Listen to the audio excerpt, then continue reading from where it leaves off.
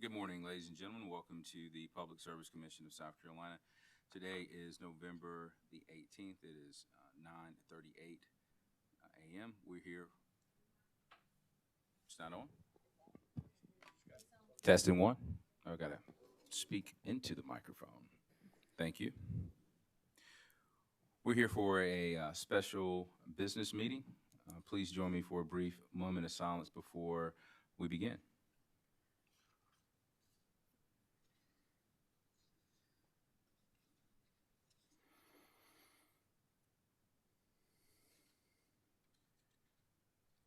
All right, thank you. Present in the hearing room, we have Commissioners Jay Williams, Caston, C. Williams, Belzer, and Thomas. And joining us virtually, we have Commissioners Powers and Urban. Attorney Butler. Thank you, Mr. Chairman, other members of the commission. Good morning. The item for consideration this morning comes under docket number 2021-349E. Staff presents for commission consideration Google LLC's request that the commission deny Duke Energy Carolinas LLC's and Duke Energy Progress LLC's request for an allowable ex parte briefing. And also before the commission is the Office of Regulatory Staff's letter regarding proposed procedural schedule and briefing and other related matters. Is there a motion? Mr. Chairman, Commissioner Belzer. I would like to address the request of ORS regarding scheduling.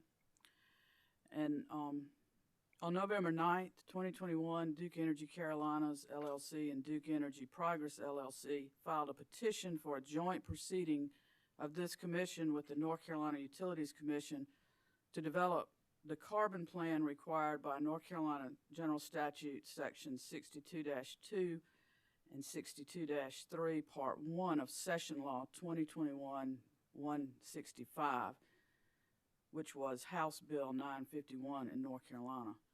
In the petition, Duke Energy requested an expedited schedule and included proposed dates for comments on the petition and the proposal contained therein. Several interested parties have already filed letters seeking an extension on Duke Energy's petition and proposal, yet the matter has not yet been noticed. To afford notice of Duke Energy's petition, I move the commission direct the chief clerk to issue a notice of filing and request for comments in this docket. The notice will include a date by which petitions to intervene must be filed in the docket and dates by which comments on the petition must be submitted. The notice should include the following deadlines for comments: a due date for any interested party or person to file initial comments 30 days following the date by which petitions to intervene must be filed, and a due date for reply comments 20 days following the date for initial comments. This notice is to be posted on the PSC's website. Further, Duke is directed to post the notice on its websites, and I respectfully request the Office of Regulatory Staff and the South Carolina Department of Consumer Affairs to post the notice on their websites. That's my motion. Thank you, ma'am. Hearing Commissioner Belzer's motion, is there any discussion? Hearing none. Commissioner Urban. Thank you, sir. My concern is that the threshold question is, do we even want to have an allowable ex parte hearing on a matter that involves North Carolina law? I was elected to represent South Carolina on the Public Service Commission. I'm not really familiar with House Bill 951 that was passed and signed by the governor of North Carolina, nor do I think we have any jurisdiction over North Carolina utilities. And so the threshold question seems to be number one, should we even grant an allowable ex parte hearing to meet in Raleigh virtually with the North Carolina Commission when the North Carolina Commission has sole jurisdiction over the carbon plan that was passed by the General Assembly and signed by Governor Cooper in North Carolina? We have nothing to do with it. Our ratepayers in South Carolina shouldn't have to pay for any gas peaker plants that they want to build in North Carolina. And so my motion would, substitute motion would be just to deny the petition for ex parte hearing this time. Even if we had an ex parte hearing, we still couldn't take any action. We have an integrated resources plan process in place that allows all stakeholders and all parties an opportunity to come in and present testimony and evidence. And I think that if we're going to discuss how to proceed with future resources, I think that is the appropriate forum, place, and time to consider it. If we give Duke an ex parte hearing on this matter, we're going to have to give everybody else that wants an ex parte hearing a chance to be heard. And that's going to take up valuable time and resources. And ultimately, we won't be able to take any action anyway. So my motion is to deny the petition and take it up in next year's Duke IRP hearing, where all parties will be allowed an opportunity to intervene. All witnesses will be allowed to make a decision. Thank you, Mr. Chair. Mr. Chairman. Mr. Chairman, may I make some clarification? Yes, you may. Commissioner Powers, please stand by as Commissioner. I was going to ask for the same thing, Mr. Chairman. Mr. Chairman, Roger that. my Vice Chair Belzer? motion, this motion, I think we've got two issues before the commission, and my motion only addressed scheduling of filing of comments. I did not address the ex parte presentation question yet. This is just providing notice of the filing and providing a timeline for scheduling of comments. I didn't mention the ex parte yet. Okay, well, you're right. You did not.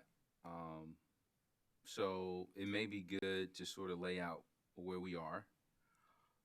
And staff is welcome to correct me if I'm wrong. My understanding is that we have a docket open based on a petition filed by the Duke companies for the commission to exercise its right, statutory right, to have a joint hearing. And subsequent to that petition being made, there was a request for an allowable ex parte briefing. And after that request was made, there was a request by the Office of Regulatory Staff for a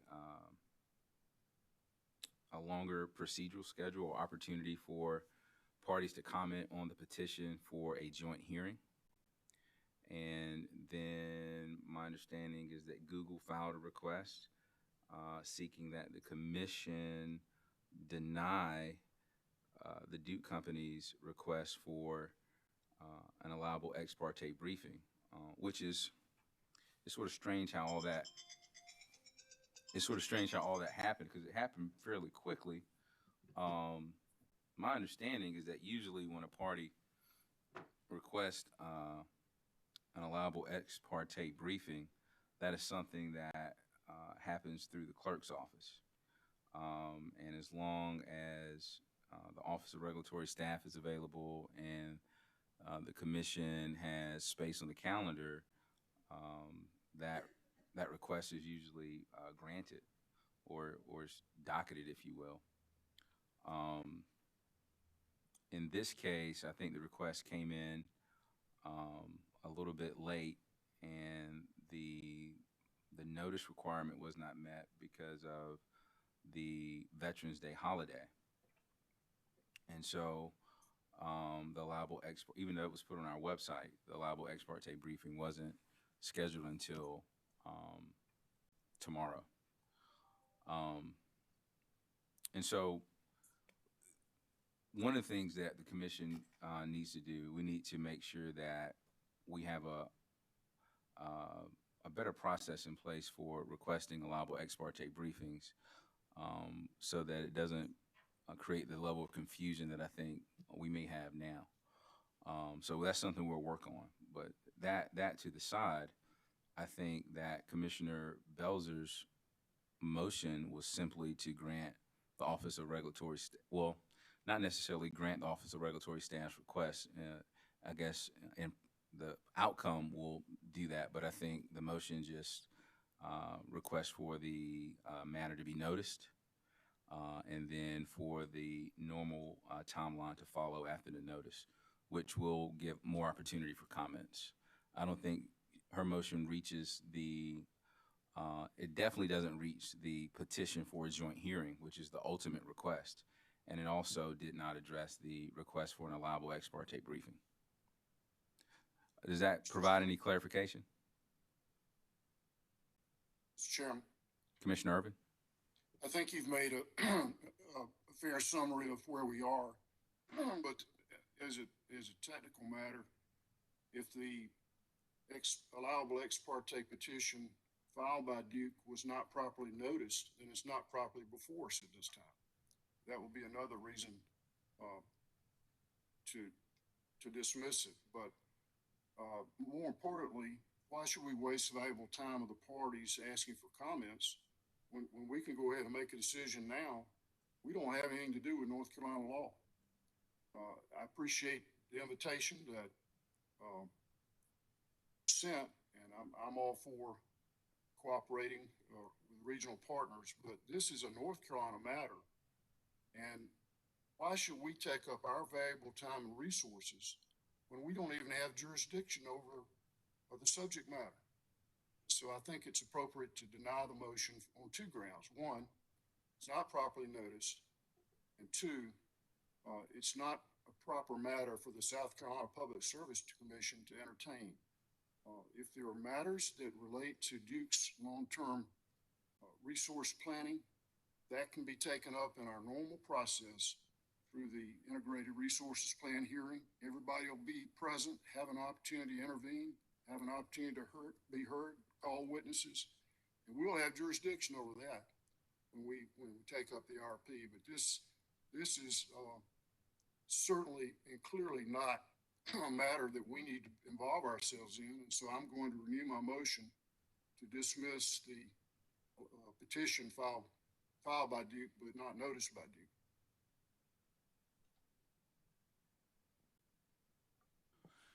All right, the motion has been heard. Is there any further discussion?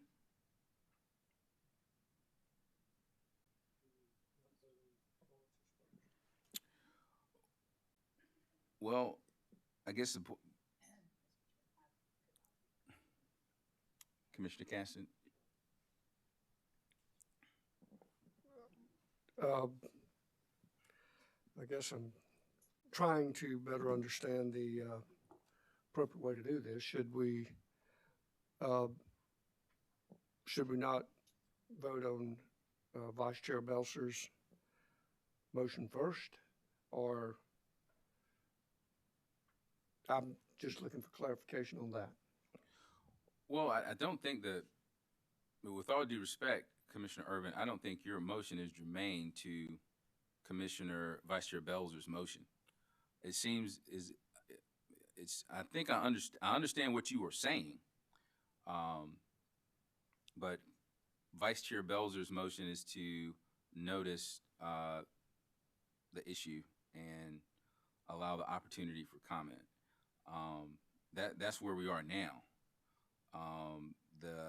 There's another item on the agenda that speaks to the request for allowable ex parte briefing. And just for clarification, the briefing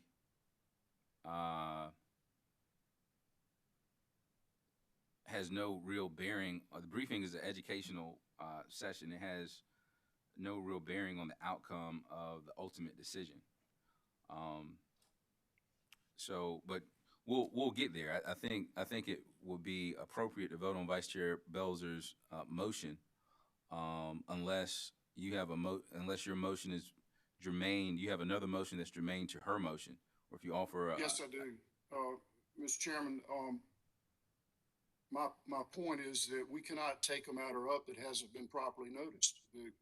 if a party wants to properly notice a request, they have that right to do so, but so far this party has not. So it's first and foremost, it's not properly before us. For that sole reason, I move that it be denied. Right. So I may not have been clear in my recitation of the procedural background. So originally, when it was when the request for the allowable ex parte briefing was filed, it did not meet the statutory timeline. Once the Duke companies became aware of that, they refiled the notice or refiled the request, and it was properly noticed for tomorrow. So that's not an issue in terms of whether or not the request for allowable ex parte briefing was properly noticed. It wasn't originally, but it has since been refiled and is now properly noticed. It's properly noticed for tomorrow. Are we going to hold the hearing tomorrow? Well, I don't know yet. It's not a hearing. What's been properly noticed has been an ex parte presentation that's noticed for tomorrow, no hearing. Okay, are we going to hold that? That's not on our schedule at this time. It's your desire to go forward tomorrow with the ex parte hearing? That's a separate, that is noticed to be discussed separately. I think we need to. So, That's on the agenda today, that request, or Google's request to deny is on the agenda. I have not made a motion on that. I made a motion to notice the petition and to provide a schedule by which comments should be filed. In Duke's petition, they had a very expedited schedule for filing comments and reply comments. The Office of Regulatory Staff wrote in and asked for different dates. Several other parties have written in and have concurred with ORS's request for additional dates.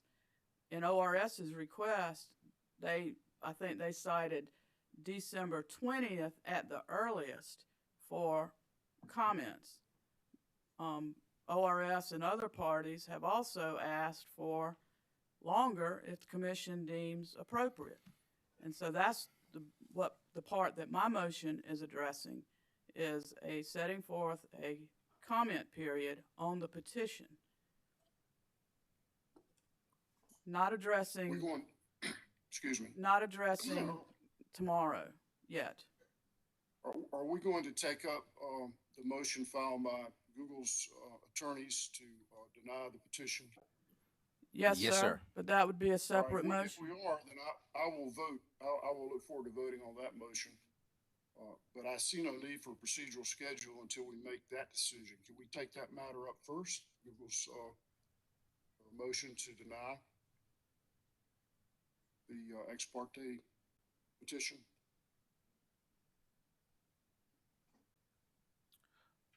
If that motion fails, then we can take up the procedural schedule. So I don't know if one has anything to do with the other in that even if the allowable ex parte briefing does not occur tomorrow, the petition still stands. I understand. So let's take up let's take up Google's motion first. And if we grant Google's motion to dismiss the petition, the matter's not before us. We'll need a procedural schedule.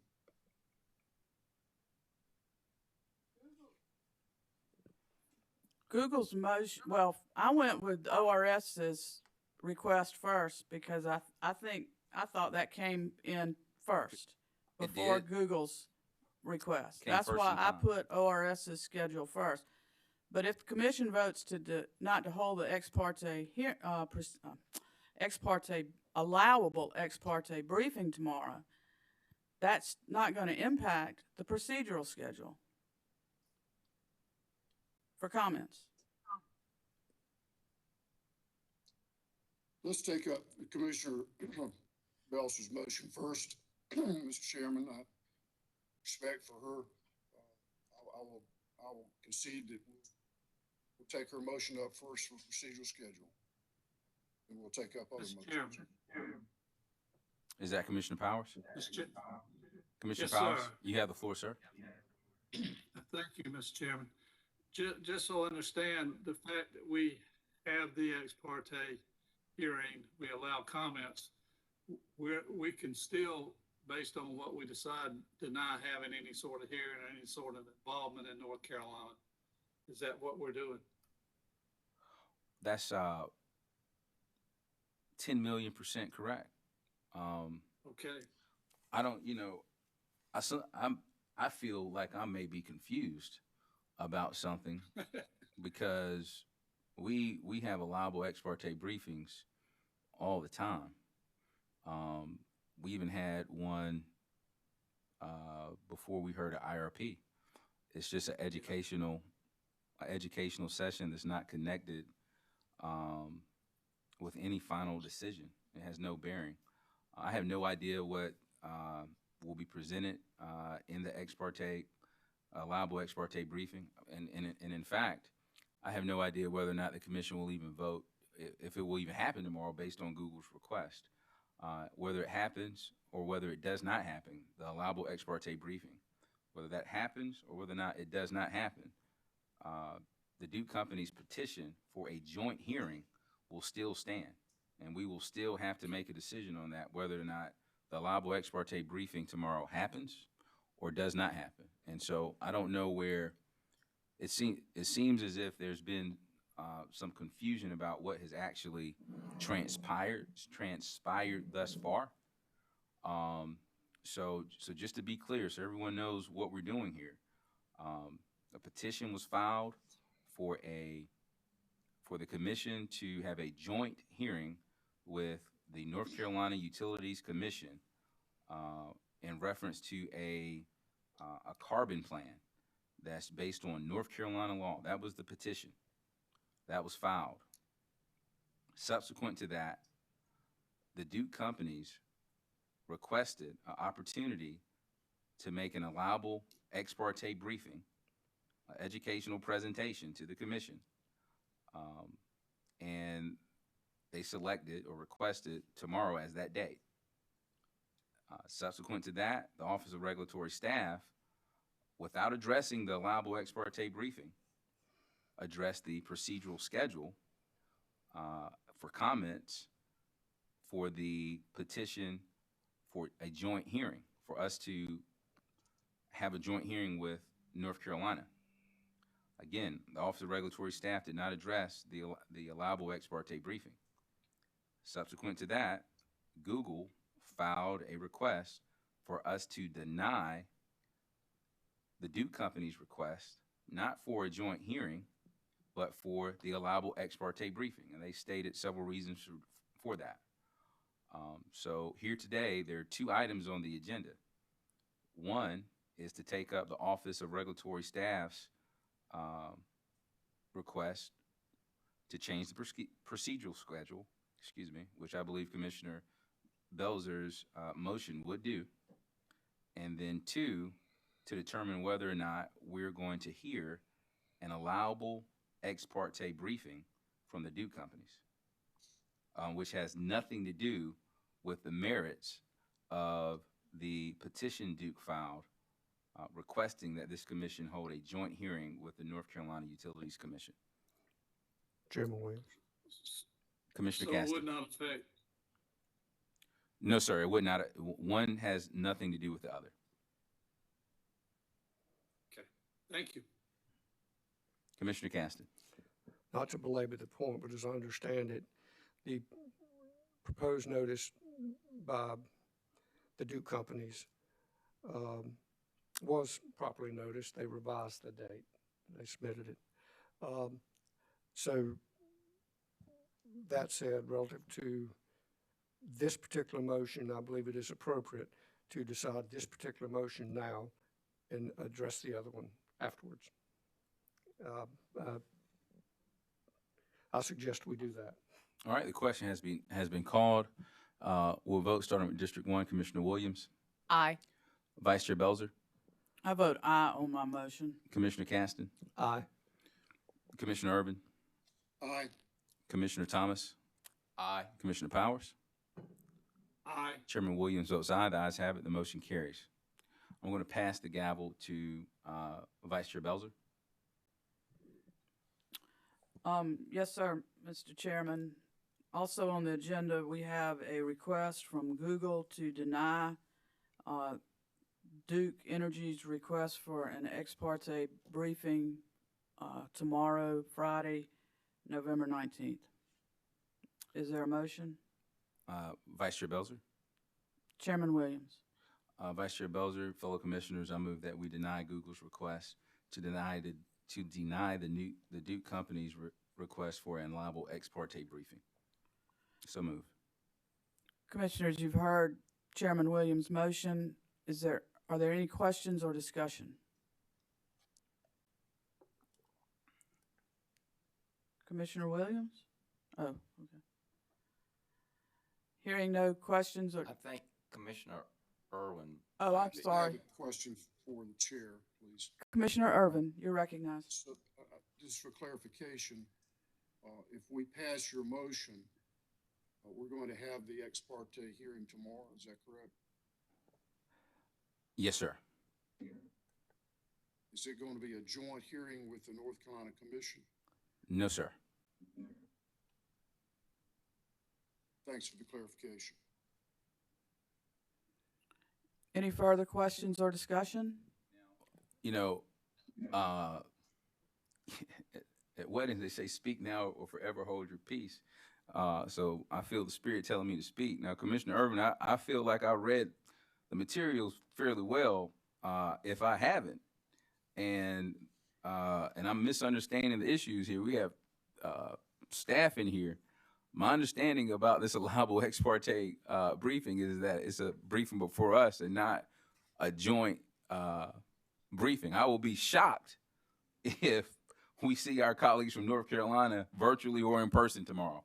That would be shocking to me. So, That's what was asked for in the petition. If you read the petition, that's what they're asking for, and I assume they've already scheduled that. I don't think it's fair to the other parties to go forward with a hearing tomorrow. We've not even heard comments yet from the parties. Vice Chair Belzer, in her wisdom, wanted to give everybody a chance to weigh in. Why should we go forward tomorrow with a hearing before they've had a chance to comment? and so I think there may be just a fundamental misunderstanding of what's happening and what's before us. So you are absolutely correct, Commissioner Irvin. In the petition filed by the Duke companies, they are requesting that we have a joint hearing on the carbon plan that the North Carolina Commission is responsible for creating by the end of next year.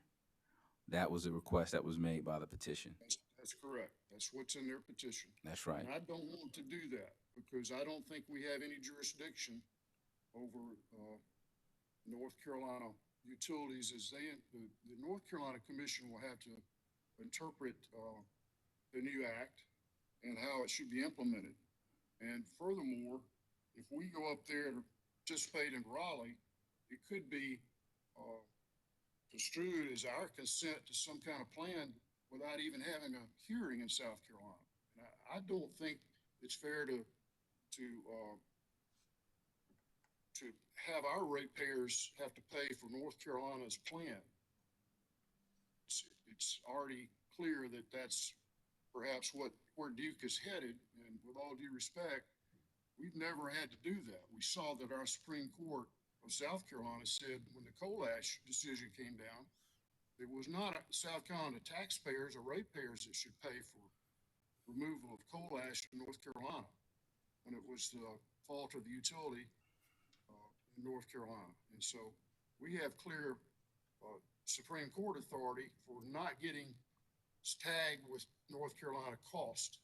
And my concern is if we go up to a hearing tomorrow and virtually and participate, we're tacitly conceding and admitting that we're going to be part of the plan. We're going to be part of the carbon plan. And I don't want to get a bill for that later because it's going to be a big one. So I would not want to participate in that proceeding, whether it's tomorrow or whether it's next year. We have our own independent integrated resources process. That's what we should follow. We have no business getting involved in North Carolina law. That is a responsibility of the North Carolina Utilities Commission. So I'm going to be voting for Google's motion to dismiss this petition, and I encourage my fellow commissioners to do likewise. Mr. Chairman? Vice Chair Belzer, I'll recognize you after Commissioner Caston. Oh, I'm sorry. Commissioner Caston. Thank you, Chairman Williams. And to make sure I understand all this, is the allowable ex parte process does not bind us to anything, correct? Yes, sir. If I learn best by way of example. And so if you all remember in one of the IRP proceedings that came before the commission, before that proceeding, there was a allowable ex parte briefing presented to the commission by Berkeley Labs. The topic of discussion happened to be integrated resource planning, generally speaking. It was about 2 or 3 hours long. I think in that case, a party made an objection to us having the allowable ex parte briefing. And I can't remember the basis of the objection, but for whatever reason, they objected to that, right? And we had the briefing because it was an educational session that was in no way connected to the merits of the IRP hearing. Similarly, here, Duke has requested an opportunity to present information to the commission. So I guess it's an educational opportunity. So South Carolina has we have very strict laws about what we can and cannot discuss, right? So in other jurisdictions, even at the federal level, a party could come and speak to Commissioner Caston about an issue, and that could be posted onto their version of the DMS. On November 18th, I spoke to Commissioner Caston about the color blue and why it's such a special color, right? Or I should say the color garnet. No, the color garnet and why it's superior to orange. And put that on the DMS, and the public will know about it for transparency. Why garnet is superior to orange. Okay, you've said enough. And so for transparency, for the public trust, so the ratepayer won't feel like we're up to no good. Those rules exist. Well, in our jurisdiction, we don't even have the opportunity to do that. If a party wanted to talk to us about anything that's pending or may come before the commission, they have to do it in a public, transparent manner, and it has to be certified by the Office of Regulatory Staff. Okay, and those briefings are just that: education. An Office of Regulatory Staff serves to make sure everything's on the up and up. If commissioners attend virtually, you have to register to attend virtually. If people come in to attend in person, they have to register. And so it's a well-documented experience, educational briefing. So let's just say that the motion I made fails. It's fine. If you feel like it should fail, vote your conscience, it fails. That's fine. That has nothing to do with the fact that there's still an open docket with a petition from Duke requesting that we have a joint proceeding with the North Carolina Utility Commission on the carbon plan. At some point, we're going to have to make a decision on that. Today is not that day, and we're not at that point. Thank you. And that is my understanding, and I appreciate that. And that I have no preconceived notion, ideas, or thought of what going to be said or what I'm going to learn or not learn in an ex parte briefing. But for my edification, at least since I've been here, I'm not aware of any that we have declined or voted against. Have we, to your knowledge? To my knowledge, no. I mean, to be honest with you, I'm trying to go back in my memory banks. Usually, and I don't want to speak out of school here, but usually, the allowable ex parte briefings is something that usually goes through the clerk's office. Now, there may be times that it reaches our level, but usually it's just getting in touch with the clerk, making sure that the Office of Regulatory Staff is available, right? Making sure that the commission has space in the calendar, and it usually shows up on a calendar.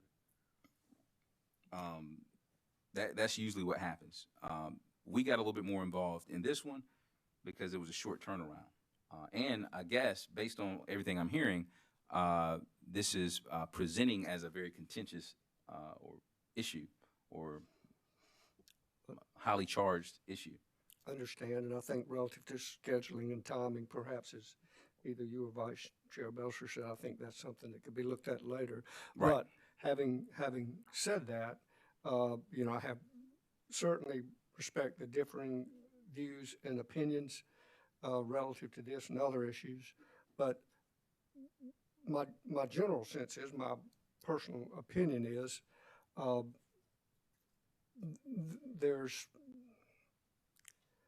I think it's probably wise and no problem to hear what folks have to say in that context relative to education and educating us, or in the ex parte briefing as defined. So I guess if I can call the motion, the vote. Okay, the question has been called on Chairman Williams' motion to proceed with the allowable ex parte briefing tomorrow. We will proceed to a roll call vote. Chairman Williams? Chairman Williams votes aye. Commissioner Powers? Aye. Commissioner Williams? Aye. Commissioner Caston? Aye. Commissioner Irvin? No. Commissioner Thomas? Aye. And I vote aye. The motion to deny the motion passes. Mr. Chairman, I turn the gavel back over to you, please. All right, Attorney Butler, is there anything left on the special business meeting agenda? No, Mr. Chairman, there isn't. That was the only item. All right, thank you, sir. Thank you, everyone who attended and supported us during this meeting. We are adjourned.